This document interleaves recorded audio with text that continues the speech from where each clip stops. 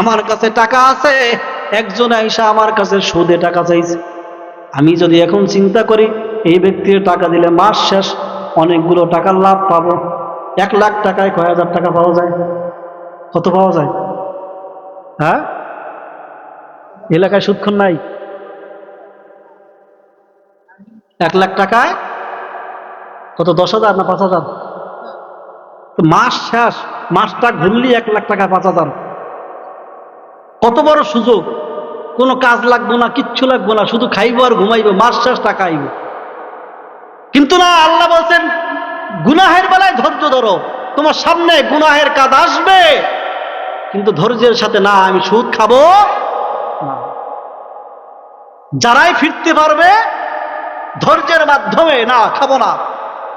ঘুষের বান্ডিল আসবে টাকার, কিন্তু খাওয়া যাবে না। যারাই নিজেকে ধৈর্যের মাধ্যমে গুনাহ থেকে ফিরা রাখবে, আল্লাহ বলেন ওই বান্দা বান্দি আমি আল্লাহর কাছে দামি। সুবহানাল্লাহ বলবেন না?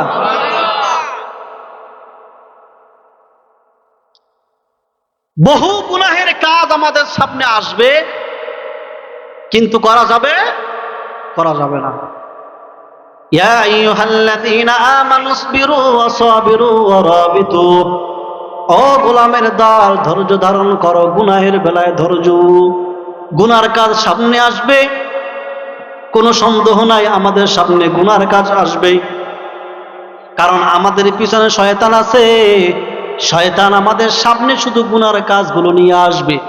আর গুনার কাজ করতে বড় মজা লাগে, কারো কাছে খারাপ লাগে না। গীবত শিকায়াত করতে মজা লাগে, পরনিন্দা করতে মজা লাগে, সিনেমা দেখতে বড় মজা লাগে, যাত্রায় যাইতে বড় মজা লাগে। কথা বলেন না কেন? সব দিলের খোরাক, মজার খোরাক।